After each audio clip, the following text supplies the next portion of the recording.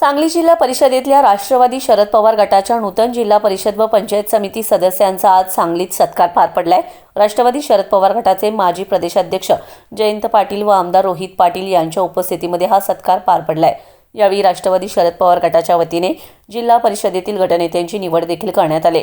तासगाव तालुक्यातल्या सावळस जिल्हा परिषद गटातील सदस्य प्रवीण धेंडे यांची गटनेतेपदी निवड करण्यात आली। जिल्हा परिषद व पंचायत समिती सदस्यांना तक्रारी येईल असे काम करू नका, जनतेने तुमचं उदो करावे असं वागा। लोकांच्या सेवेसाठी आपण आहोत, आपली शक्ती लोकांच्यासाठी वापरली पाहिजे, स्वतःसाठी वापरली तर सत्ता परत येत नाही असा सल्ला आमदार जयंत पाटील यांनी यावेळी दिलाय।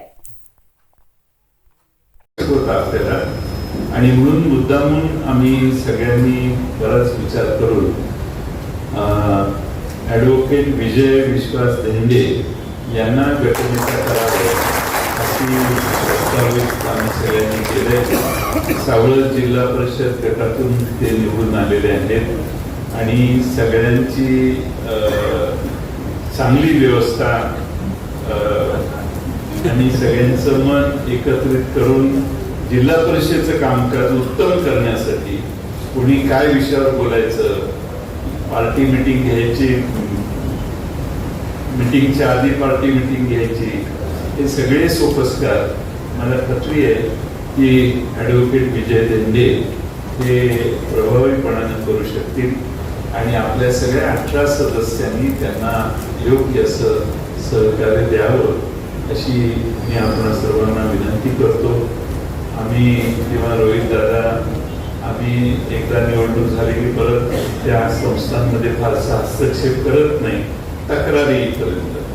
त्यामुळे तक्रार येणार नाही आणि तुमचा उदो जनतेने करावा असं काम सगळ्यांनी करून दाखवलं पाहिजे आणि त्यासाठी तुम्ही सगळ्यांनी एक चांगली टीम म्हणून काम केलं पाहिजे।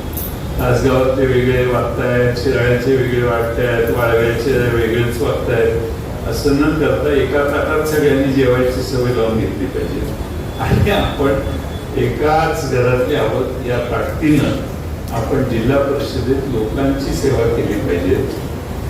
सत्ता ही जनतेच्या सेवेसाठी वापरली तर परत येते, सत्ता स्वतःसाठी वापरली तर ती परत येत नाही, हे कायम लक्षात ठेवा। सत्ता जनतेच्या सेवेसाठी वापरायला आपण आपला पूर्ण वेळ दिला पाहिजे। आपल्या